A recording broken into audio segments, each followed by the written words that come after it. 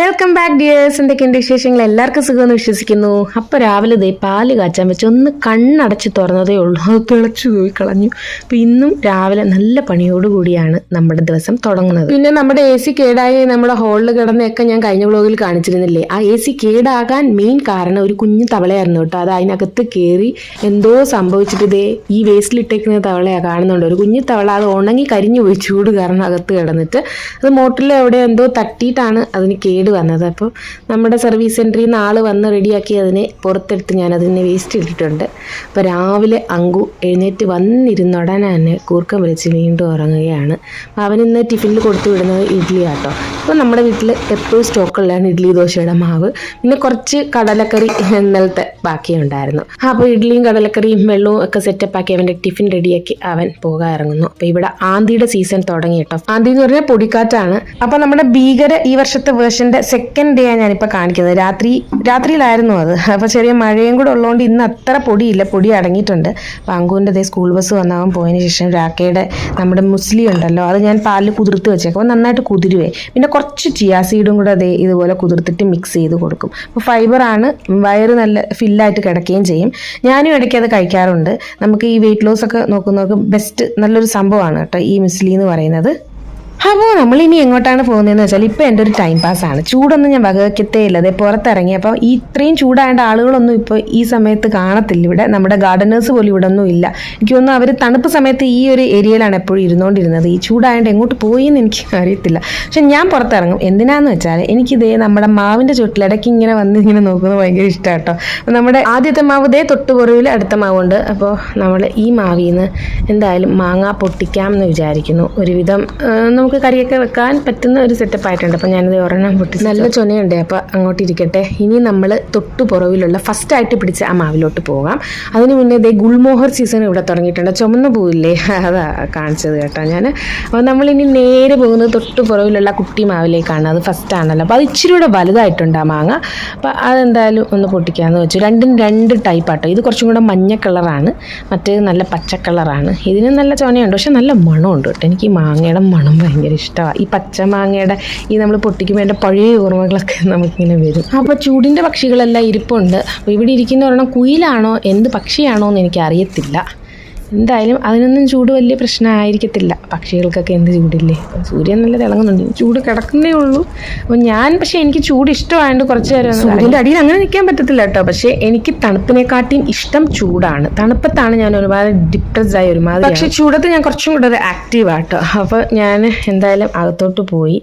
ഇതായിരുന്നു നമ്മൾ പൊട്ടിച്ച രണ്ടെണ്ണം. ഞാൻ വിചാരിച്ചു ഇത് പോരാ, 2-3 കൂടെ പൊട്ടിക്കാമെന്ന് വെച്ചിട്ട് ഞാൻ പെട്ടെന്ന് പോയിട്ട് നമ്മൾ ആദ്യം കളിച്ച മാവില്ലേ അവിടുന്ന് 2-3 കൂടെ പെട്ടെന്ന് വീണ്ടും പൊട്ടിച്ചുകൊണ്ട് വന്നു. കാരണം എന്തോ എനിക്ക് 2 മതിയാകില്ല എന്ന് തോന്നി.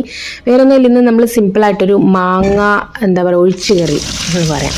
ഒന്ന് കഴുകിയിട്ട് അതിൻ്റെ അണ്ടിക്കൂടൊന്നും മുറ്റിയിട്ടില്ല, തൊലി ചെറുതായിട്ടൊന്ന് ചെത്തിയിട്ട് ഞാൻ നമ്മുടെ കറി പോലെ അങ്ങ് വെക്കാമെന്ന് വെച്ചു. തേങ്ങ അരച്ചിട്ട് മാങ്ങാ പുളിയെന്ന് ഞങ്ങളുടെ അങ്ങോട്ടൊക്കെ പറയട്ടെ. പക്ഷേ പുളിയൊന്നും ചേർക്കുന്നില്ല, മാങ്ങയുടെ പുളി തന്നെയാണ്. തേങ്ങ അരച്ച് ഉലുവയും മഞ്ഞൾപ്പൊടിയും മുളക് പൊടിയൊക്കെ ഇട്ടൊന്ന് ചെറിയ ഉള്ളിയൊക്കെ ചേർത്തിട്ടൊന്ന് അരപ്പുണ്ടാക്കിയിട്ട് നമുക്ക് ആ മാങ്ങ വേവിച്ചതിനകത്തോട്ടിട്ട് ആവശ്യത്തിന് ഉപ്പും കടുവൊക്കെ വറുത്തിട്ട് അങ്ങ് എടുക്കാം. കൂടെ ഞാൻ ആസ് യൂഷ്വൽ നമ്മുടെ ബീട്രൂട്ട് ആൻഡ് ക്യാരറ്റ് ഉപ്പേരി. ഞാനൊരു ടിപ്പ് പറഞ്ഞു തരട്ടെ. നമ്മൾ എന്തെങ്കിലും ഇങ്ങനെ ഉപ്പേരിക്ക് വെക്കുവാണെങ്കിലേ അടയ്ക്കുന്ന ആ പാത്രത്തിന് മുകളിൽ കുറച്ച് വെള്ളം ഒഴിച്ച് വെച്ചാലുണ്ടല്ലോ, ആ വെള്ളം പറ്റുന്നതിന് മുന്നേ നമ്മൾ എടുത്താൽ നമുക്ക് അടിക്ക് പിടിക്കത്തില്ല. അതെനിക്ക് 2-3 വട്ടം ഞാനൊന്ന് ട്രൈ ചെയ്ത് പരീക്ഷിച്ചിട്ടാണ് ഞാനീ പറഞ്ഞു തരുന്നത്. ആ വെള്ളം പറ്റിയില്ലായിരുന്നല്ലോ, കണ്ടല്ലോ. വറ്റുവാണെങ്കിൽ അതിൻ്റെ അർത്ഥം അടിക്ക് പിടിച്ച് തുടങ്ങിയതാണ്. അപ്പോൾ അത് പറ്റുന്നതിന് മുന്നേ എടുത്തപ്പോൾ അത് നല്ല രീതിയിൽ പെട്ടെന്ന് നമുക്ക് കിട്ടി. ഇനി തുറന്നിട്ടൊന്ന് ഡ്രൈ ആക്കാം. അപ്പോൾ അതേ ഞാനൊരു കാര്യം എന്താണ് പറയാൻ പോകുന്നതെന്ന് വെച്ചാൽ, നമ്മുടെ അങ്കുവിൻ്റെ കാല് വീണ്ടും ഫുട്ബോൾ കളിച്ചപ്പോൾ ഇങ്ങനെ തെറുകി. കാലാണ് ഈ പ്രാവശ്യം, നേരത്തെ കൈയായിരുന്നല്ലോ, അത് ഒടിഞ്ഞു പോയി. അപ്പോൾ ഇത് നീര് വന്നപ്പോൾ ഞാൻ വിചാരിച്ചു പ്രശ്നമാണെന്ന്. പക്ഷെ കുഴപ്പമൊന്നുമില്ല കേട്ടോ. അവന് ഒരു ദിവസം ഒന്ന് ഞൊടന്തിയൊക്കെ നടന്നിട്ട് അവൻ്റെ റെഡിയായി. ശരിക്കും പണ്ട് കൈ ഒടിഞ്ഞ കാര്യം പെട്ടെന്ന് ഓർമ്മ വന്നു. അപ്പോൾ നമ്മുടെ ആന്തിയുടെ കാര്യം പറയുകയാണെങ്കിൽ ഞാൻ പറഞ്ഞല്ലോ പൊടിക്കാറ്റാണ്. അപ്പോൾ ഇത് ഫസ്റ്റ് ആന്തി ഭീകരമായ വേർഷൻ ഈ വർഷത്തെ ആന്തിയുടെ. അത് കഴിഞ്ഞു. ആ ദിവസത്തെ ഒരു യൂഷ്വൽ ലുക്കാണ് നമ്മുടെ ബാൽക്കണിയുടെ. ഭസ്മം പോലത്തെ മണ്ണാണ്. നമ്മൾ നടക്കുമ്പോഴും നമ്മുടെ വായൊക്കെ ഇങ്ങനെ ആകുമ്പോൾ കിരികിരിന്ന് കടിക്കും വായ്ക്കകത്തെ. ചുരുക്കം പറഞ്ഞാൽ മണ്ണ് കടിക്കും. അപ്പം നമ്മുടെ മെയ്ഡ് ജ്യോതിക്ക് നല്ല പണിയായിരുന്നു. ഫസ്റ്റേ ഞാൻ അത് കാണിച്ചത്. അപ്പോൾ തുണി ഇതേ എന്തോരം മടക്കാൻ കിടപ്പുണ്ടായിരുന്നെന്ന് അറിയാമോ മടി കാരണം. അപ്പോൾ ഇത് സെക്കൻഡ് ഡേ ആണ്. ഞാൻ ആ മഴ ചാറിയെന്ന് പറഞ്ഞില്ലേ. അപ്പം മെയിൻലി രാത്രിയിലായിരുന്നു ഈ 2 ആന്തിയും സംഭവിച്ചത്. ഫസ്റ്റ് ആന്തി മഴയൊന്നുമില്ലായിരുന്നു, നല്ല രീതിയിൽ പൊടി കയറി. രണ്ടാമത്തെ ആന്തി ചെറിയ മഴയോട് കൂടിയാണ്, പൊടി അടങ്ങിയെങ്കിലും നമ്മുടെ ബാൽക്കണി കുറച്ചും കൂടെ വികൃതമായി മാറി. ഇതായിരുന്നു അവസ്ഥ. കണ്ടോ, എല്ലാം താളം തെറ്റിക്കിടക്കുകയാണ്. കരിയില അവിടുന്നും ഇവിടുന്നും മൊത്തത്തിൽ ചുറ്റുപാട് അങ്ങ് കുളമാവും. നമ്മുടെ ഹൗസ് കീപ്പിംഗ് സ്റ്റാഫുകൾക്ക് നല്ല പണിയായിരിക്കും. കാരണം മണ്ടയിലൊക്കെ ഇങ്ങനെ പൊടി അടിച്ച് കയറിയ മാസ്ക് ഒക്കെ ഇട്ട് വേണം ചെയ്യാൻ വേണ്ടി. അത്രയ്ക്കൊരു വല്ലാത്തൊരു മണ്ണാണ്. അപ്പോൾ ഇതായിരുന്നു ഫസ്റ്റ് ഡേ കേട്ടോ. ഞാൻ നമ്മുടെ വിളക്ക് എത്തിക്കുന്ന റൂമില്ലേ അവിടെ നിന്ന് ആ സമയത്തായിരുന്നു ഞാൻ എടുത്ത് ഒരു മഴക്കോള് പോലെ ഇങ്ങനെ കലങ്ങി കിടക്കും. ഇതിപ്പോ ഒരു 7:30 ആ സമയത്താണ് ഫസ്റ്റ് വീശിയത് കേട്ടോ. അങ്ങ് ട്യൂഷൻ കഴിഞ്ഞ് വന്നിട്ടുണ്ടായിരുന്നു. രാക്കെ എത്തിയിട്ടുണ്ടായിരുന്നില്ല.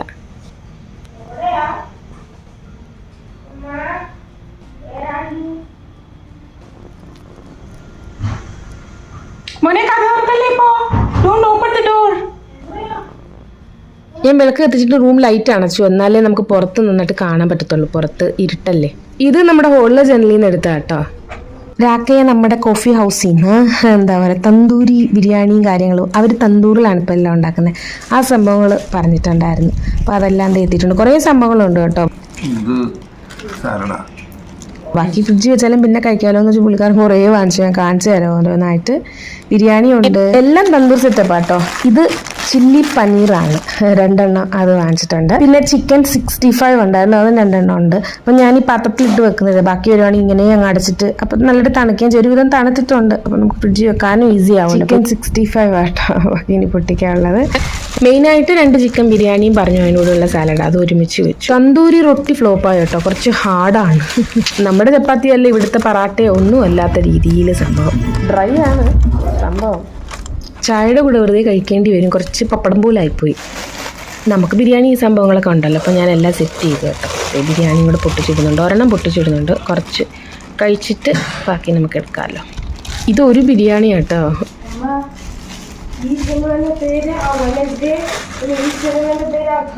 ഒരു അഫ്ഗാനി ചിക്കൻ കറിയും കൂടെ വാങ്ങിച്ചു, കാരണം ബാക്കിയെല്ലാം ഡ്രൈ ആയിരുന്നല്ലോ. അപ്പം അങ്ങ് സിനിമകൾ സെർച്ച് ചെയ്യുക. സൂപ്പർ മണമായിരുന്നേ ആ അടുപ്പിന്റെ.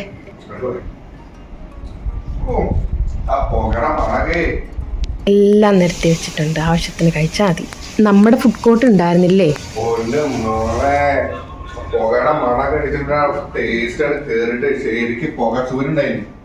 എന്തൊരു ടേസ്റ്റ് ആയിരുന്നു. നീ ബിരിയാണി മുഴുവൻ കഴിക്കണം. അപ്പോൾ ദാ ഓരോ പ്ലേറ്റുകളിൽ നമ്മുടെ ബിരിയാണിയും റൊട്ടി ഞാൻ പറഞ്ഞല്ലോ കുറച്ച് ഹാർഡായിരുന്നു. നമ്മൾ റൈസും ആ കറിയൊക്കെ തന്നെ വയറും നിറഞ്ഞു. ഹെവിയാണ് ഈ സംഭവങ്ങളൊക്കെ, നമ്മളിങ്ങനെ കാണുന്ന പോലെ അല്ലല്ലോ. എന്തായാലും ഒരു റൊട്ടി പക്ഷേ ടേസ്റ്റ് ഉണ്ടായിരുന്നു. പക്ഷെ എന്തോ ഒരു റൊട്ടിയുടെ ഒരു സെറ്റപ്പ് ആയിരുന്നില്ല. ചായയുടെ കൂടെ പിറ്റേ ദിവസം ഞാൻ പറഞ്ഞു നമുക്ക് അല്ലാതെ കഴിക്കാമെന്ന്. എങ്കിലും ഞാൻ 1 എണ്ണം കഴിച്ചു കേട്ടോ. കാരണം റൈസും ഞാൻ പറഞ്ഞില്ല, ബിരിയാണിയുടെ നല്ല റൈസാണ്. 2 എണ്ണം എന്ന് വെച്ചാൽ നല്ല ക്വാണ്ടിറ്റി ഉണ്ട്. 1 എണ്ണം തന്നെ ഞങ്ങൾക്ക് ധാരാളമായിരുന്നു. എന്നോട് കുറച്ച് മെസ്സേജ് നിങ്ങൾ പറഞ്ഞിട്ടുണ്ടായിരുന്നു ഡീപ്പ് ക്ലീനിങ് വീടിൻ്റെ കാണിക്കണേ എന്ന്. സത്യം പറഞ്ഞാലേ ഞാൻ അങ്ങനെ വീട് ഡീപ്പ് ക്ലീൻ ചെയ്യാറില്ല കേട്ടോ. കാരണം നമുക്ക് ഡെയിലി മെയ്ഡ് നമ്മുടെ ജ്യോതി വന്ന് തൂത്ത് തുടയ്ക്കാറുണ്ട്. അതുകൂടാതെ രാക്കയാണ് ഡീപ്പ് ക്ലീനിങ് എന്ന് പറയുന്ന ഒരു സംഭവം ഇവിടെ ചെയ്യുന്നത്. ഈ വാക്യൂം ക്ലീനർ കണ്ടോ, ഈ സംഭവം നമ്മുടെ കോവിഡ് സമയത്ത് ഓൺലൈൻ വഴി എങ്ങാണ്ടേ വാങ്ങിച്ചതാണ് രാക്കെ. ഞങ്ങൾ ഇവിടെ ഇല്ലായിരുന്നു, ഞങ്ങൾ നാട്ടിലായിരുന്നു. ആ സമയത്ത് രാക്കെ ഇവിടെ ഒറ്റയ്ക്ക് പെട്ടുപോയി. അങ്ങനെ വാങ്ങിച്ച ഒരു വാക്യൂം ക്ലീനറായിരുന്നു. അപ്പോൾ ഇത് വെച്ചിട്ട് നല്ല രീതിയിൽ രാക്കെ നമ്മുടെ വലയും പൊടിയും കർട്ടൻ്റെ ഇടയിലുള്ള സംഭവങ്ങൾ കംപ്ലീറ്റ് നീറ്റാക്കി തരും കേട്ടോ. എവിടെ പൊടിയുണ്ടോ അത് കംപ്ലീറ്റ് സക്ക് ചെയ്ത് നീറ്റാക്കി. നമുക്ക് ഡെയിലി ഇതുകൊണ്ട് ചെയ്യാൻ പറ്റത്തില്ല, നല്ല ബുദ്ധിമുട്ടാണ്. അത് മാത്രമല്ല രാക്കയ്ക്ക് കുറച്ച് വശമായതുകൊണ്ട് പുള്ളിക്കാരൻ ചെയ്യും, എനിക്ക് അത്ര വശവുമല്ല. അപ്പോൾ നല്ല രീതിയിൽ ചെയ്തു തരും. അപ്പം ഞാനങ്ങനെ ഡീപ്പ് ക്ലീനിങ്ങിൻ്റെ ഏരിയയിലോട്ട് അങ്ങനെ പോകാറേ ഇല്ല. അറിഞ്ഞുകൂടാത്തതുകൊണ്ടൊന്നും അല്ല കേട്ടോ. എൻ്റെ വീട്ടിൽ ഞാൻ കല്യാണത്തിന് മുന്നേ ക്ലീനിങ് തന്നെയായിരുന്നു ചെയ്തുകൊണ്ടിരുന്നത്, കിച്ചൺ വർക്കൊന്നും ചെയ്യത്തില്ലായിരുന്നു. പക്ഷേ കല്യാണം കഴിഞ്ഞപ്പോൾ മെയിൻലി ഞാൻ കിച്ചൺ ഡ്യൂട്ടിയിലോട്ട് പോയി. പിന്നെ ഓരോ വിശേഷങ്ങൾ വരുമ്പോൾ അങ്ങനെ പ്രത്യേകിച്ച് ക്ലീനിങ് ഒന്നും ഇവിടെ ചെയ്യാറില്ല. ഇതുപോലെ രാക്കെ മന്ത്ലി ഒരു വട്ടമെങ്കിലും ചെയ്തു തരും, നീറ്റാക്കി നമ്മുടെ കേർട്ടൻസും വലയൊക്കെ റെഡിയാവും. അല്ലാതെ നമുക്ക് വല അടിക്കുന്ന സാധനമൊക്കെ ഉണ്ടല്ലോ, ഫാനിൻ്റെ അവിടെയൊക്കെ നമ്മുടെ മെയ്ഡ് എപ്പോഴാന്ന് വെച്ചാൽ പുള്ളിക്കാരുടെ അതിനനുസരിച്ചും ചെയ്തു തരും. നമ്മൾ കൂടുതലായിട്ട് ഞാൻ ക്ലീനിങ് സെക്ഷനിലോട്ട് അങ്ങനെ പോയിട്ടില്ല, അതുകൊണ്ടാട്ടോ. നമ്മുടെ ഫസ്റ്റ് ഈ വർഷത്തെ ലോട്ട് ഓഫ് മാംഗോസ് നമ്മുടെ ശർമാജിയുടെ കടയിൽ നിന്ന് സാധനങ്ങൾ വാങ്ങിച്ചു. ഞാൻ വിളിച്ചു ചോദിച്ചു ഏത് മാങ്ങയാ ഉള്ളത്. അപ്പോൾ ഇപ്പം സഫേദ എന്ന് പറഞ്ഞതേ ഈ മാങ്ങയാണ് ഉള്ളത്. അപ്പോൾ 1 കിലോ 120 രൂപയാണ്. 3 ഉള്ളൂ, ഇച്ചിരി വെയിറ്റ് ഉണ്ടല്ലോ. അപ്പോൾ ഞാനിത് ഒരെണ്ണം ഒന്ന് പുളി കഴിച്ച് നോക്കി. വലിയ കുഴപ്പമില്ല കേട്ടോ, വലിയ മധുരമായിട്ടില്ല. ഇനി അങ്ങോട്ടും നല്ല മധുരം വരും. ഇത് പുളി അധികമില്ല. നമ്മുടെ ആ ഞെട്ടിച്ചിരിയും കൂടെ ഒന്ന് കുഴിയണം, എന്നാലാണ് ശരിക്കും നല്ല മാങ്ങ എന്ന് പറയാൻ പറ്റത്തുള്ളൂ. അപ്പോൾ ഡിയേഴ്സ്, ഇന്നത്തെ വീഡിയോ ഇവിടെ വെച്ച് വൈൻഡപ്പ് ചെയ്യുകയാണേ. മറ്റൊരു നല്ല വീഡിയോ വിശേഷങ്ങളായിട്ട് വരുന്നത് വരെ എല്ലാവർക്കും ഒത്തിരി ഒത്തിരി സ്നേഹത്തോടെ thank you so much. Bye bye dears.